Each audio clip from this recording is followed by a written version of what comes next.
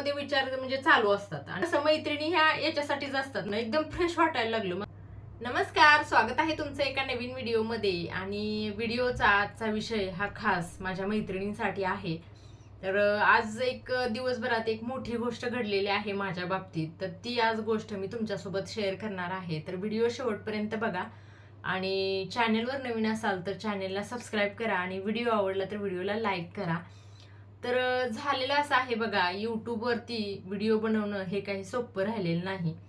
आणि म्हणजे व्हिडिओ कोणत्या विषयावरती बनवायचा, मग त्याचं टायटल काय ठेवायचं, मग थंबनेल काय ठेवायचं, हे सगळे डोक्यामध्ये विचार म्हणजे चालू असतात. आणि असं झालेलं आहे की म्हणजे त्याच टायमिंगला आणि कन्सिस्टन्सीने व्हिडिओ अपलोड झालाच पाहिजे, आणि ते सुद्धा म्हणजे आपल्या मनामध्ये ठेवावं लागतंय.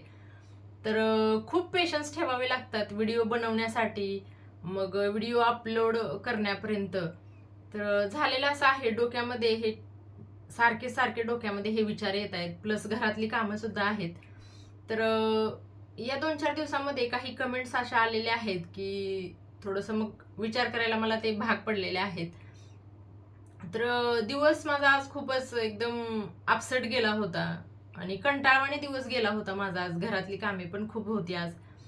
तर झालं असं की माझ्या मैत्रिणीची डिलिव्हरी झालेली आहे आणि फक्त 11 दिवस झालेले आहेत तिला. तर डिलिव्हरी दिवशी आम्ही तिला पाहायला गेलो होतो आणि मुलगा झालेला आहे तिला. मुलगा पण छान आहे तिचा. पण थोडं वजन कमी असल्यामुळं त्याला NICU मध्ये ठेवलं होतं आणि जवळजवळ 8 ते 9 दिवस तो NICU मध्ये होता. तो आता छान आहे, घरी वगैरे डिस्चार्ज मिळालेला आहे, घरी आलेला आहे. तर मग आम्ही आमचा 5 जणींचा ग्रुप आहे माझ्याच बिल्डिंगमध्ये. तर आम्ही तिघी जणी एकत्र जमलो होतो. म्हणजे आमचे फोन वगैरे म्हणजे झाले होते सकाळी. तर मग आता तिला भेटायला जाऊया, मग आपण तिला काय घ्यायचं, तिच्या बाळाला काय घ्यायचं, असं थोडं आमचं डिस्कशन चालू होतं. मग म्हटलं आपण 5 वाजता काहीतरी घ्यायला जाऊ, म्हणजे कपड्याच्या शॉपमध्ये काहीतरी घ्यायला जाऊ आपण, किंवा ऑनलाईन वगैरे मागू. मग काय झालं, माझी एक मैत्रीण होती, तिची तब्येत अचानकच खराब झाली. मग ती काय म्हटली, मी येत नाही, तुम्ही दोघी जा म्हणून. मग आम्ही पण काय केलं, गेलोच नाही आणि बिल्डिंगच्या पार्किंगमध्येच गप्पा मारत बसलो. तर मग ऑनलाईन वगैरे आम्ही चेक केलं की बेबी प्रोडक्ट्स वगैरे असे किट मिळतात, तर त्याच्यामध्ये काय घ्यायचं का. पण तिला फोन केला मैत्रिणीला, तर ती म्हणाली की 2.5 किलोचं बाळ होईपर्यंत आंघोळ घालायची नाही म्हणून सांगितलेलं आहे डॉक्टरांनी. तर मग बेबी प्रोडक्ट म्हणजे कुठं बाथ सोप म्हणा किंवा बेबी पावडर म्हणा, मग ते तसे किट आम्ही बघत होतो ऑनलाईन. तर ती तसं म्हटल्यानंतर मग आम्ही ते प्रोडक्टचा विचार सोडून दिला. म्हटलं आपण कपडेच घेऊया म्हणून. पण मैत्रीण म्हणाली की कपड्यांची क्वालिटी आपल्याला कळत नाही ऑनलाईन घेतल्यानंतर. मग शेवटी आम्ही असं डिस्कशन आमचं दोघींचं चालूच होतं. मग दुसऱ्या मैत्रिणीला फोन केला, ती झोपली होती, तिची तब्येत ठीक नव्हती म्हणून. म्हटलं ये खाली आता तू, आपण थोडंसं डिस्कशन करू.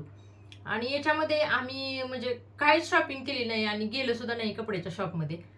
तर आम्ही तिघी पण ना छान अशा चेअर टाकून मस्त हवेला पार्किंगमध्ये बसून गेलो आणि गप्पा मारल्या. तिच्या घरच्या, माझ्या घरच्या अशा गप्पा झाल्या. आणि म्हणजे तिचे काही विषय तिने म्हणजे त्या दोघींनी मला सांगितले, मी माझे विषय त्यांना सांगितले आणि खूप हसी मजाक केलं. म्हणजे त्यांचे विचार, माझे विचार. मग कसं मैत्रिणी ह्या याच्यासाठीच असतात ना, आपलं सुख तेच त्यांचं सुख आणि आपलं दुःख तेच त्यांचं दुःख असं. आणि मग थोडंसं कसं माझं दिवसभर मन एकदम उदास झालं होतं आणि डोकं एकदम जड झालं होतं तेच तेच विचार करून. मग खूप थकले होते मी दिवसभर विचार केल्यामुळे. तर झालं असं, मला त्यांच्याबरोबर गप्पा मारून ना एकदम फ्रेश वाटायला लागलं. माझं डोकं सुद्धा एकदम हलकं आलं. म्हणजे एकदमच फ्रेश वाटायला लागलं. डोक्यातले सगळेच विचार निघून गेले त्यांच्यासोबत. मग मग काय केलं आम्ही, गेलोच नाही, दुकानात गेलोच नाही आणि ऑनलाईन सुद्धा काहीच ऑर्डर केलं नाही.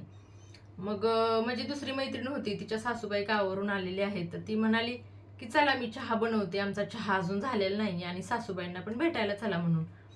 मग काय आम्ही तिच्या घरी गेलो.